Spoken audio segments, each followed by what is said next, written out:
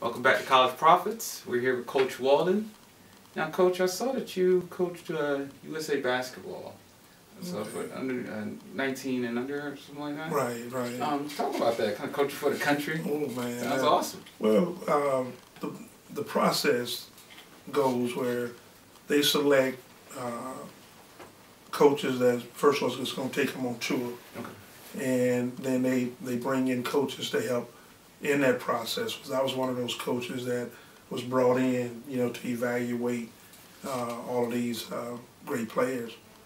And that was great. I mean, matter of fact, a lot of the, some of the names that were at that trials, they're in the WNBA right now.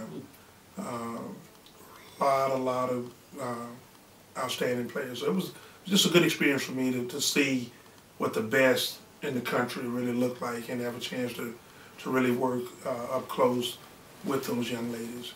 So I feel very fortunate to be chosen for that. That's something I'll never forget. But the biggest thing was just having the opportunity to select those ladies, work with them, put them through drills, put them through the paces, and then later learn that they went on tour and they beat everybody. They didn't lose a game on that tour. Yeah, so it was a great experience. So do you consider yourself a tough coach? Like, you seem pretty cool now, but are you on the sidelines like, move it? You know what? I think I'm pretty much, I know I'm a laid-back kind of coach, but I feel like I demand a lot. Okay, I demand a lot because I know what you got to do to be successful on this level. And I learned a lesson early on when I first started coaching.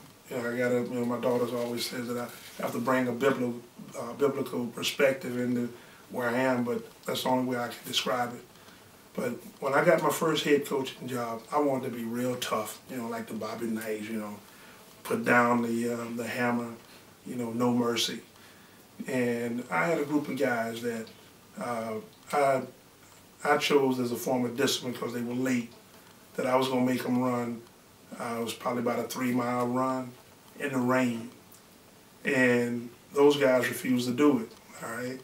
So I kicked them off the team. I said, you got a choice. You do this or you quit. And they quit. But a day or so later, every one of those guys came back to me and asked me, could they have another chance? And wanted to be real tough. I refused to give it to them. I cut my losses, and I went with that for the rest of the year. And it was maybe a month or two later, I was sitting in church, and the pastor read from a passage of scripture that dealt with David. David had committed a sin, and God gave him 3 choices. He said, now choose which one you want to be your punishment. And I said, well, if God can give a person a choice, who am I to say, you don't deserve another chance? And that thing really, it pierced me through my heart. And I said, never again will I try to be like a judge over those players' life. Because I know my decision affected their future forever. And I started taking a little bit more seriously, who they are, in my presence. So that was a life-changing experience for me. So I go the other way now. I want to be there. I want to be sensitive to who they are, but still demand a lot. And I think I found a pretty good balance. Man, Coach, that was a life lesson. It was. Well, Yeah. Thank you, Coach, for talking with us. When we come back, we'll have some of the Lady Jaguars. Okay. All right, enjoy it. Thank you, Coach. All right. I appreciate it.